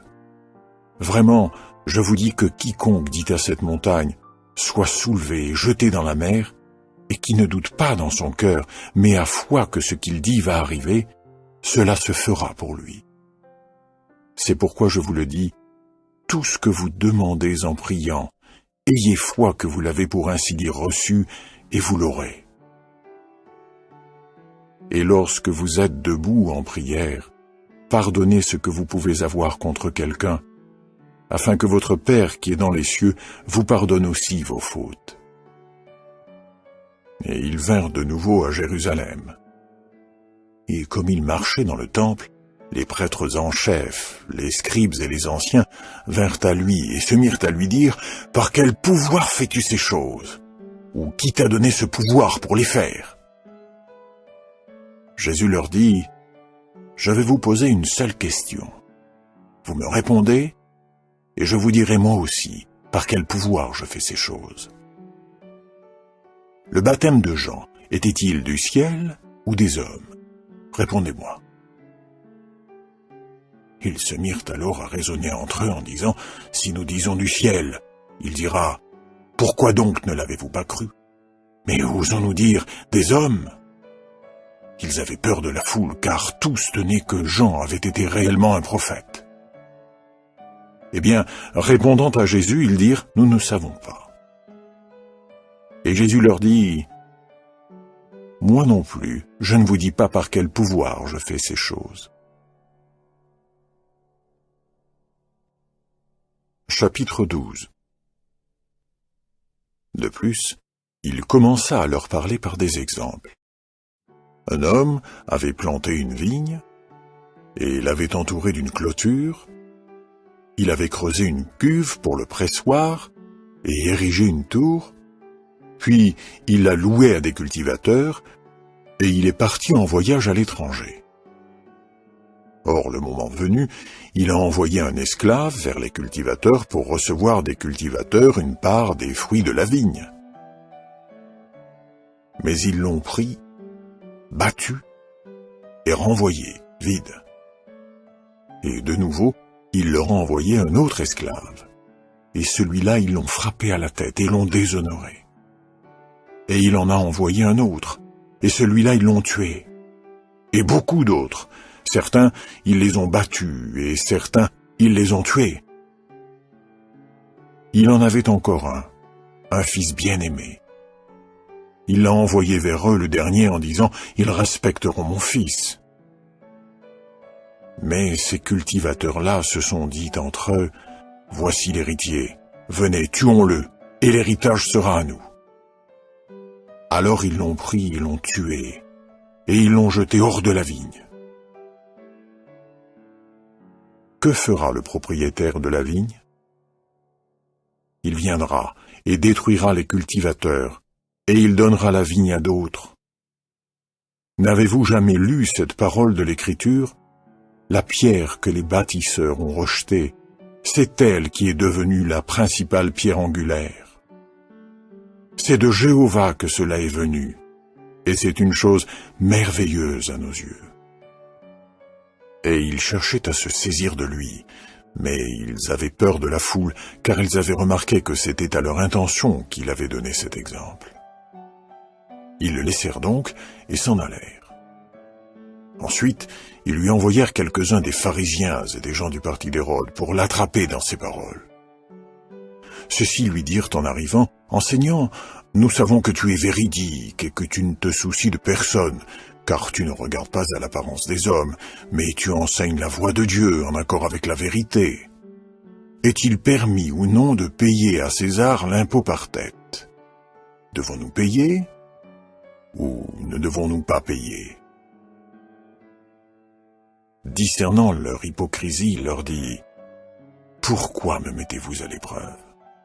Apportez-moi un denier pour que je l'examine. » Ils en apportèrent un, et il leur dit, « Cette image et cette inscription, de qui sont-elles? » Ils lui dirent, « De César. » Alors Jésus dit, « Rendez les choses de César à César, mais les choses de Dieu à Dieu. » Et il s'étonnait à son sujet. Alors des Sadducéens vinrent vers lui, ceux-là qui disent qu'il n'y a pas de résurrection. Et ils lui posèrent la question, « Enseignant, Moïse nous a écrit que si le frère de quelqu'un meurt et laisse après lui une femme, mais ne laisse pas d'enfant, son frère prenne la femme, et de cette femme suscite une descendance à son frère. Il y avait 7 frères, et le premier a pris femme, mais quand il est mort, il n'a pas laissé de descendance. Et le deuxième a pris la femme, mais est mort sans laisser de descendance. Et le troisième de même. Et les 7 n'ont pas laissé de descendance. La dernière de tous, la femme, aussi est morte. À la résurrection, duquel d'entre eux sera-t-elle la femme? Car les 7 l'ont eue pour femme. Jésus leur dit, « N'est-ce pas pour cela que vous êtes dans l'erreur? Parce que vous ne connaissez ni les Écritures ni la puissance de Dieu. En effet, quand il ressuscite d'entre les morts, les hommes ne se marient pas, et les femmes ne sont pas données en mariage, mais ils sont comme des anges dans les cieux. Mais au sujet des morts, qu'ils sont relevés, n'avez-vous pas lu dans le livre de Moïse, dans le récit concernant le buisson d'épines, comment Dieu lui a dit « Je suis le Dieu d'Abraham, et le Dieu d'Isaac, et le Dieu de Jacob. Il est un Dieu, non pas des morts, mais des vivants. » vous êtes grandement dans l'erreur. » Or l'un des scribes qui s'était avancé et les avait entendus discuter, sachant qu'il leur avait répondu de belle façon, lui demanda quel commandement est le premier de tous. Jésus répondit, « Le premier c'est « Entends, ô Israël, Jéhovah notre Dieu est un seul Jéhovah. Et tu dois aimer Jéhovah ton Dieu de tout ton cœur, et de toute ton âme, et de toute ta pensée, et de toute ta force. Le deuxième est celui-ci. Tu dois aimer ton prochain comme toi-même. Il n'y a pas d'autre commandement plus grand que cela. » Le scribe lui dit, « Enseignant, tu as très bien dit en accord avec la vérité. Il est un. Et il n'y en a pas d'autre que lui. Et l'aimer de tout son cœur, et de toute son intelligence, et de toute sa force, et aimer son prochain comme soi-même, vaut bien mieux que tous les holocaustes et sacrifices. » Et Jésus, s'apercevant qu'il avait répondu de façon intelligente, lui dit, « Tu n'es pas loin du royaume de Dieu. » Mais personne n'avait plus le courage de l'interroger. Cependant, alors qu'il répondait, Jésus se mit à dire pendant qu'il enseignait dans le temple, « Comment se fait-il que les scribes disent que le Christ est le fils de David ? Par l'Esprit Saint, David lui-même a dit, « Jéhovah a dit à mon Seigneur, assieds-toi à ma droite, jusqu'à ce que je mette tes ennemis sous tes pieds. » David lui-même l'appelle Seigneur. Mais d'où vient qu'il est son fils? Et la grande foule l'écoutait avec plaisir. Et dans son enseignement, il dit encore, « Prenez garde aux scribes qui veulent circuler en longues robes et recevoir des salutations sur les places de marché et occuper les premiers sièges dans les synagogues et les places les plus en vue dans les repas. Ce sont eux qui dévorent les maisons des veuves et comme prétexte font de longues prières. Ceux-là recevront un jugement plus sévère. » Et il s'assit en face des troncs du trésor et se mit à regarder comment la foule mettait de l'argent dans les troncs du trésor, et beaucoup de riches mettaient beaucoup de pièces. Une pauvre veuve arriva alors et mit 2 petites pièces de monnaie qui ont très peu de valeur. Et il appela à lui ses disciples et leur dit, « Vraiment, je vous dis que cette pauvre veuve a mis plus que tous ceux qui ont mis de l'argent dans les troncs du trésor. Car tous ont mis de leur superflu, mais elle, de son indigence, a mis tout ce qu'elle possédait, tout ce qu'elle avait pour vivre. » Chapitre 13. Comme il sortait du temple, un de ses disciples lui dit, « Enseignant, vois, quelle pierre et quelle construction !» Cependant Jésus lui dit, « Tu regardes ces grandes constructions ? Non, il ne sera pas laissé ici pierre sur pierre qui ne soit démolie. » Et comme il était assis sur le mont des Oliviers, en face du temple, Pierre, ainsi que Jacques, Jean et André, se mirent à lui demander en particulier, « Dis-nous, quand ces choses auront-elles lieu ? Et quel sera le signe lorsque toutes ces choses devront s'achever ?» Jésus commença donc à leur dire, « Prenez garde que personne ne vous égare. Beaucoup viendront à cause de mon nom en disant, « Moi je suis lui. » Et ils en égareront beaucoup. D'autre part, quand vous entendrez parler de guerre et de nouvelles de guerre, ne soyez pas terrifiés. Il faut que ces choses arrivent, mais ce n'est pas encore la fin. Car nation se lèvera contre nation, et royaume contre royaume. Il y aura des tremblements de terre dans un lieu après l'autre. Il y aura des disettes.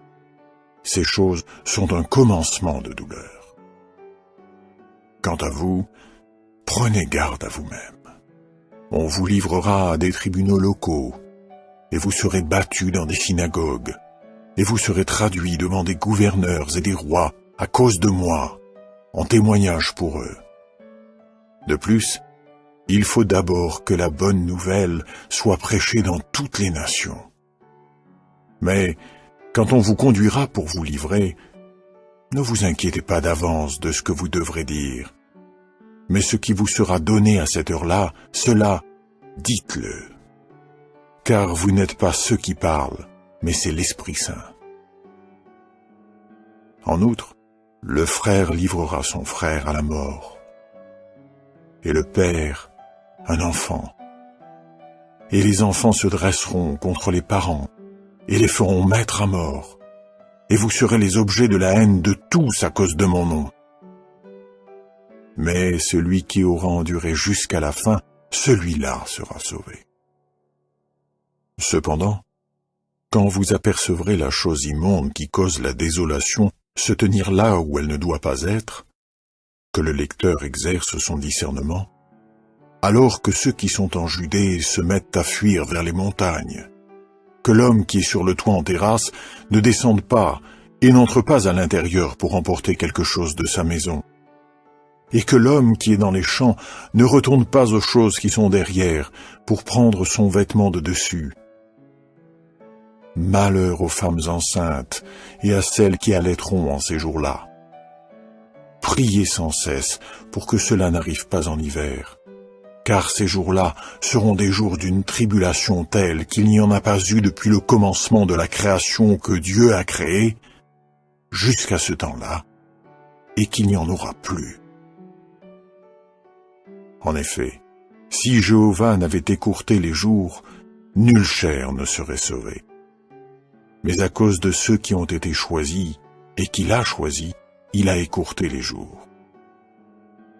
Et si quelqu'un vous dit alors, « Regardez, le Christ est ici, regardez, il est là », ne le croyez pas. Car de faux Christ et de faux prophètes se lèveront et produiront des signes et des prodiges pour égarer, si possible, ceux qui ont été choisis. Vous donc, prenez garde. Je vous ai tout dit d'avance. Mais en ces jours-là, après cette tribulation, le soleil sera obscurci, et la lune ne donnera pas sa lumière, et les étoiles tomberont du ciel, et les puissances qui sont dans les cieux seront ébranlées.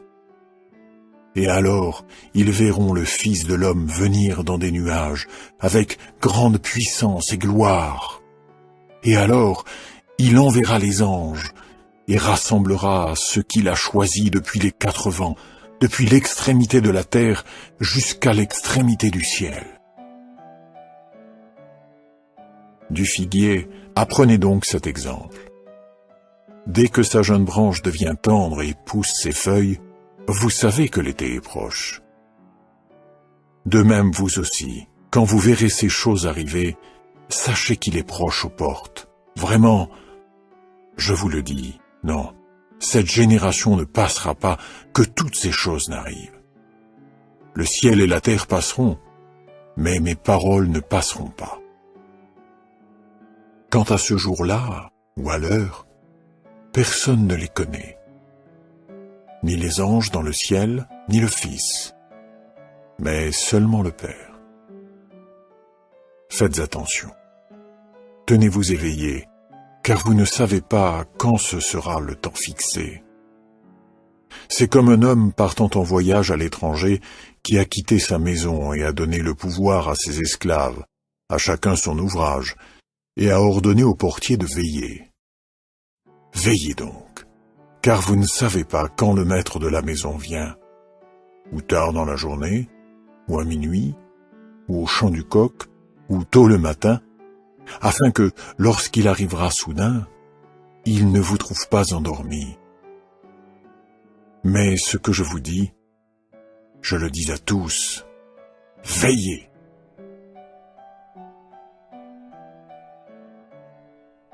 Chapitre 14. Or 2 jours plus tard, c'était la Pâque et la fête des gâteaux sans levain. Et les prêtres en chef et les scribes cherchaient comment se saisir de lui par un moyen habile et le tuer. Car il ne cessait de dire « pas pendant la fête ». Il pourrait bien y avoir un tumulte du peuple. Et tandis qu'il était à Béthanie, dans la maison de Simon le lépreux, alors qu'il était étendu à table, une femme vint avec un récipient d'albâtre rempli d'huile parfumée, un art authentique, très cher.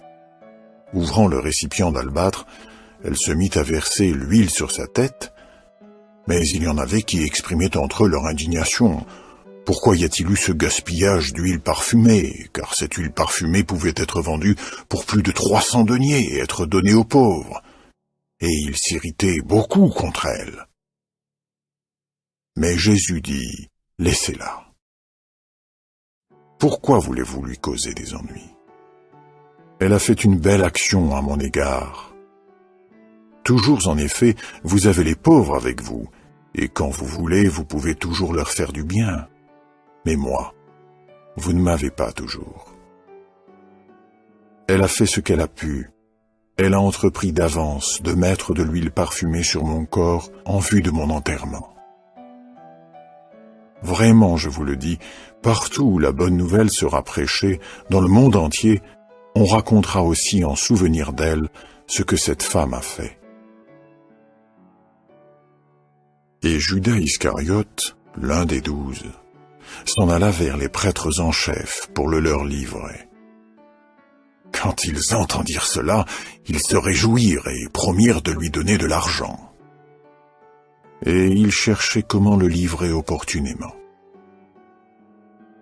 Or, le premier jour des gâteaux sans levain, lorsque, comme de coutume, on sacrifiait la victime pascale, ses disciples lui dirent, « Où veux-tu que nous allions faire les préparatifs pour que tu manges la Pâque ?» Alors il envoya 2 de ses disciples et leur dit, « Allez à la ville, et un homme portant un récipient de terre rempli d'eau vous rencontrera, suivez-le, et où qu'il entre à l'intérieur, dites au maître de maison, « L'enseignant dit, où est la salle de réception pour moi, où je pourrai manger la Pâque avec mes disciples ?» Et il vous montrera une grande chambre haute, garnie, toute prête, et faites-y les préparatifs pour nous.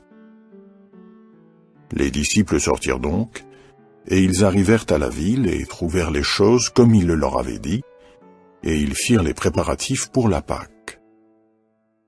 Après que le soir fut venu, il vint avec les 12. Et pendant qu'ils étaient étendus à table et mangeaient, Jésus dit, « Vraiment, je vous le dis, l'un de vous qui mange avec moi me livrera. » Ils commencèrent à s'attrister et à lui dire, un par un, « Ce n'est pas moi, n'est-ce pas ?» Il leur dit, « C'est un des 12 qui plonge la main avec moi dans le bol commun. C'est vrai, le Fils de l'homme s'en va, comme c'est écrit à son sujet. Mais malheur à cet homme par qui le Fils de l'homme est livré.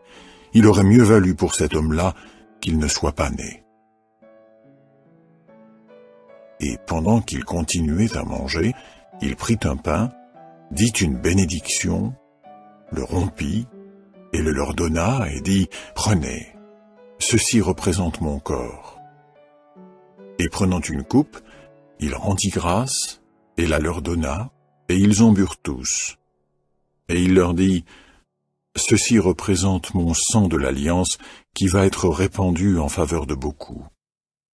Vraiment, je vous le dis, non, je ne boirai plus du produit de la vigne jusqu'à ce jour-là, où je le boirai nouveau dans le royaume de Dieu. » Finalement, après avoir chanté des louanges, ils sortirent vers le mont des Oliviers. Et Jésus leur dit, « Tous, vous trébucherez, parce qu'il est écrit, « Je frapperai le berger, et les brebis seront dispersées. » Mais après que j'aurai été relevé, je vous précéderai en Galilée. » Mais Pierre lui dit, « Même si tous les autres trébuchent, moi pourtant, je ne trébucherai pas. » Alors Jésus lui dit, « Vraiment, je te le dis, toi aujourd'hui, oui, cette nuit-ci, avant qu'un coq chante 2 fois, tu me renieras 3 fois. » Mais il disait de plus belle, « S'il me faut mourir avec toi, non, je ne te renierai pas. » Tous les autres aussi disaient de même. Et ils vinrent à un endroit nommé Gethsémane, et il dit à ses disciples, « Asseyez-vous ici pendant que je prierai. » Et il prit avec lui Pierre, et Jacques, et Jean, et il commença à être frappé de stupeur, et à être extrêmement troublé. Et il leur dit, « Mon âme est profondément attristée, oui, jusqu'à la mort. Restez ici et veillez. » Et s'avançant un peu, il tombait par terre, et priait, pour que, si c'était possible, cette heure passe loin de lui. Il dit encore, « Abba, Père, toutes choses te sont possibles. Écarte cette coupe de moi. Cependant, non pas ce que je veux, mais ce que tu veux. » Et il vint et les trouva en train de dormir, et il dit à Pierre, « Simon, tu dors? Tu n'as pas eu la force de veiller 1 heure? Veillez et priez sans cesse pour ne pas venir en tentation. L'esprit en effet est ardent, mais la chair est faible. » Et il s'en alla de nouveau et pria, disant la même parole. Et de nouveau, il vint et les trouva en train de dormir, car leurs yeux étaient alourdis, et ils ne surent que lui répondre. Et il vint pour la 3e fois et leur dit, « En un moment pareil, vous dormez et vous vous reposez? C'est assez. L'heure est venue, voyez. Le Fils de l'homme est livré aux mains des pécheurs. Levez-vous, allons-nous-en. Voyez, celui qui me livre s'est approché. » Et aussitôt, tandis qu'il parlait encore, Judas, un des 12, survint, et avec lui une foule avec des épées et des bâtons, venant de la part des prêtres en chef, des scribes et des anciens. Or, celui qui le livrait leur avait donné un signe convenu en disant « Celui que j'embrasserai, c'est lui, arrêtez-le, et emmenez-le sous bonne garde. » Et il vint droit sur Jésus, et s'avança vers lui et dit « Rabbi !» Et il l'embrassa très tendrement. Ils portèrent alors les mains sur lui et l'arrêtèrent. Cependant, un de ceux qui se tenaient là tira son épée, frappa l'esclave du grand prêtre et lui emporta l'oreille. Alors Jésus leur dit, « Est-ce que vous êtes sortis avec des épées et des bâtons comme contre un bandit pour me saisir? Jour après jour, j'étais avec vous dans le temple en train d'enseigner, et pourtant, vous ne m'avez pas arrêté. Toutefois, c'est afin que les Écritures s'accomplissent. » Et tous l'abandonnèrent et s'enfuirent. Mais un certain jeune homme, portant un vêtement de fin lin sur son corps nu, le suivait de près, et on essaya de le saisir. Mais il abandonna son vêtement de lin et s'enfuit nu. Ils emmenèrent alors Jésus chez le grand prêtre, et tous les prêtres en chef, les anciens et les scribes se réunirent. Mais Pierre, à bonne distance, le suivit jusqu'à l'intérieur de la cour du grand prêtre, et il était assis avec les gens de service et se chauffait devant un feu clair. Pendant ce temps, les prêtres en chef et tout le Sanhédrin cherchaient un témoignage contre Jésus, pour le mettre à mort, mais ils n'en trouvaient pas. Beaucoup, en effet, portaient de faux témoignages contre lui, mais leurs témoignages n'étaient pas concordants. Quelques-uns aussi se levaient et portaient un faux témoignage contre lui, en disant « Nous l'avons entendu dire, je démolirai ce temple qui a été fait par des mains, et en 3 jours j'en bâtirai un autre, non fait par des mains. » Et même là-dessus, leurs témoignages n'étaient pas concordants. Finalement, le grand prêtre se leva au milieu d'eux et interrogea Jésus en disant « Tu ne réponds rien? Qu'est-ce que ceux-ci déposent contre toi ?» Mais il se taisait et ne répondit rien. De nouveau, le grand prêtre se mit à l'interroger et lui dit « Es-tu le Christ, le Fils du béni ?» Alors Jésus dit « Je le suis. Et vous verrez le Fils de l'homme, assis à la droite de la puissance et venant avec les nuages du ciel. » Là-dessus, le grand prêtre déchira ses vêtements intérieurs et dit « Qu'avons-nous encore besoin de témoins? vous avez entendu le blasphème, qu'en concluez-vous? » Tous le condamnèrent. Il était passible de mort. Et quelques-uns commencèrent à cracher sur lui, à lui couvrir tout le visage, à le frapper à coups de poing et à lui dire « prophétise ». Et les huissiers de justice le reçurent avec des gifles. Or, tandis que Pierre était en bas dans la cour, une des servantes du grand prêtre arriva, et voyant Pierre qui se chauffait, elle le regarda bien en face et dit « Toi aussi tu étais avec le Nazaréen, ce Jésus. » Mais il le nia en disant « Je ne le connais pas, et je ne comprends pas ce que tu dis. » Et il sortit dehors vers le vestibule. Là, la servante, en le voyant, recommença à dire à ceux qui se tenaient là « Celui-là est l'un d'eux. » De nouveau, il le niait. Et encore une fois, après un petit moment, ceux qui se tenaient là se mirent à dire à Pierre « À coup sûr, tu es l'un d'eux, et d'ailleurs tu es un Galiléen. » Mais il commença à faire des imprécations et à jurer « Je ne connais pas cet homme dont vous parlez. » Et aussitôt, un coq chanta pour la deuxième fois. Et Pierre se rappela la parole que Jésus lui avait dite « Avant qu'un coq chante 2 fois, tu me renieras 3 fois. » Et il s'effondra et se mit à pleurer. Chapitre 15. Et aussitôt, à l'aube, les prêtres en chef tinrent conseil avec les anciens et les scribes, oui, tout le Sanhédrin, et ils lièrent Jésus, et l'emmenèrent, et le livrèrent à Pilate. Alors Pilate lui posa la question, « Es-tu le roi des Juifs ?» Lui répondant, il dit, « C'est toi qui le dis. » Mais les prêtres en chef se mirent à l'accuser de beaucoup de choses. Or Pilate l'interrogeait de nouveau en disant « Tu ne réponds rien? Vois combien d'accusations il porte contre toi. » Mais Jésus ne répondit plus rien, si bien que Pilate s'étonnait. Or, à chaque fête, il leur relâchait un prisonnier, celui qu'il réclamait.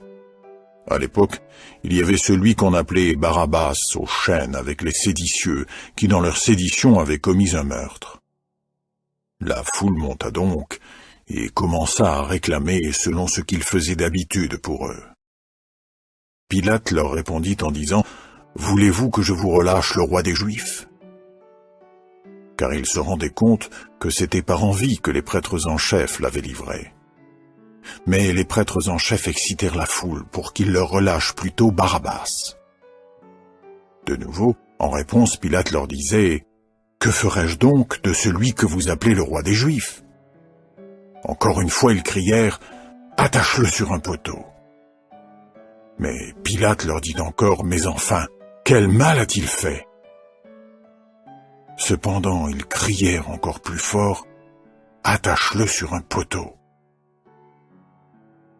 Alors Pilate, voulant donner satisfaction à la foule, leur relâcha Barabbas. Et après avoir fait flageller Jésus, il le livra pour être attaché sur un poteau. Les soldats l'emmenèrent à l'intérieur de la cour, c'est-à-dire dans le palais du gouverneur, et ils convoquèrent toute la troupe, et ils le revêtirent de pourpre, et tressèrent une couronne d'épines et la lui mirent sur la tête. Et ils commencèrent à le saluer « Bonjour, roi des Juifs !» Ils le frappaient aussi sur la tête avec un roseau, et crachaient sur lui, et, pliant les genoux, ils lui rendaient hommage. Finalement, lorsqu'ils se furent moqués de lui, ils lui ôtèrent la pourpre et lui remirent ses vêtements de dessus. Et ils l'emmenèrent dehors pour l'attacher sur un poteau. Ils réquisitionnèrent aussi un passant, un certain Simon de Cyrène, qui revenait de la campagne, le père d'Alexandre et de Rufus, pour qu'il prenne son poteau de supplice. Alors, ils l'emmenèrent au lieu dit Golgotha, ce qui traduit signifie lieu du crâne. Ici, ils essayèrent de lui donner du vin additionné d'une drogue, la myrrhe. Mais il ne voulut pas en prendre. Et ils l'attachèrent sur un poteau, et distribuèrent ses vêtements de dessus, en jetant pour ceci le sort, pour savoir qui prendrait quoi. C'était la 3e heure, et ils l'attachèrent sur un poteau. Et l'inscription indiquant l'accusation portée contre lui était écrite au-dessus, « Le roi des Juifs ». Avec lui, ils attachèrent aussi sur des poteaux 2 bandits, l'un à sa droite et l'autre à sa gauche. Et les passants l'insultaient, hochant la tête et disant « Peuh, toi qui voulais démolir le temple et le bâtir en 3 jours, sauve-toi toi-même en descendant du poteau de supplice. » Pareillement aussi, les prêtres en chef se moquaient de lui entre eux avec les scribes et disaient « Il en a sauvé d'autres, il ne peut pas se sauver lui-même. Que le Christ, le roi d'Israël, descende maintenant du poteau de supplice pour que nous voyions et croyions. » Même ceux qui étaient attachés sur des poteaux avec lui l'outrageaient. Quand vint la 6e heure, il y eut des ténèbres sur tout le pays, jusqu'à la 9e heure. Et à la 9e heure, Jésus cria d'une voix forte, « Élie, Élie, lama sabachthani » ce qui traduit signifie « Mon Dieu, pourquoi m'as-tu abandonné ?» Et quelques-uns de ceux qui se tenaient près de lui, en entendant cela, se mirent à dire « Écoutez, il appelle Élia. » Mais quelqu'un courut imbiber une éponge de vin aigre, et la mit sur un roseau, et il lui donnait à boire en disant « Laissez-le, voyons si Élia vient le descendre. » Mais Jésus jeta un grand cri et expira. Et le rideau du sanctuaire se déchira en 2, du haut en bas. Or, quand l'officier qui se tenait en face de lui vit qu'il avait expiré dans ces circonstances, il dit « Vraiment, cet homme était le Fils de Dieu. » Il y avait aussi des femmes qui regardaient à distance, et parmi elles, Marie la Magdalène, ainsi que Marie, la mère de Jacques le Petit et de Josès, et Salomé, qui l'accompagnait et le servait lorsqu'il était en Galilée, et beaucoup d'autres femmes qui ensemble étaient montées avec lui à Jérusalem. Or, comme on était déjà à la fin de l'après-midi, et puisque c'était la préparation, c'est-à-dire la veille du sabbat, arriva Joseph d'Arimathée, membre honorable du conseil, qui lui aussi attendait le royaume de Dieu. Il eut le courage d'entrer chez Pilate, et demanda le corps de Jésus. Mais Pilate s'étonna qu'il soit déjà mort, et faisant appeler l'officier, il lui demanda s'il était déjà mort. Et après s'en être assuré auprès de l'officier, il octroya le cadavre à Joseph. Alors celui-ci acheta du fin lin, et descendit Jésus. Il l'enveloppa dans le fin lin, et le déposa dans une tombe qui était creusée dans le roc, et il roula une pierre jusqu'à l'entrée de la tombe de souvenir. Mais Marie la Magdalène et Marie la mère de Josès continuaient à regarder où on l'avait déposé. Chapitre 16. Et quand le sabbat fut passé, Marie la Magdalène et Marie la mère de Jacques et Salomé achetèrent des aromates pour venir en enduire Jésus. Et très tôt, le premier jour de la semaine, elles vinrent à la tombe de Souvenir, après que le soleil se fut levé. Et elles se disaient l'une à l'autre, « Qui nous roulera la pierre de l'entrée de la tombe de Souvenir ?» Mais, quand elles levèrent les yeux, elles s'aperçurent que la pierre avait été roulée, bien qu'elle fût très grande. Lorsqu'elles entrèrent dans la tombe de Souvenir, elles virent un jeune homme assis sur le côté droit, vêtu d'une longue robe blanche, et elles furent frappées de stupeur. Il leur dit, « Ne soyez pas frappés de stupeur. Vous cherchez Jésus le Nazaréen qui a été attaché sur un poteau. Il a été relevé. Il n'est pas ici. Voyez l'endroit où on l'avait déposé. » Mais allez dire à ses disciples et à Pierre, « Il vous précède en Galilée. C'est là que vous le verrez, comme il vous l'a dit. » Et quand elles sortirent, elles s'enfuirent de la tombe de Souvenir, car un tremblement et une forte émotion les saisissaient. Et elles ne dirent rien à personne, car elles avaient peur.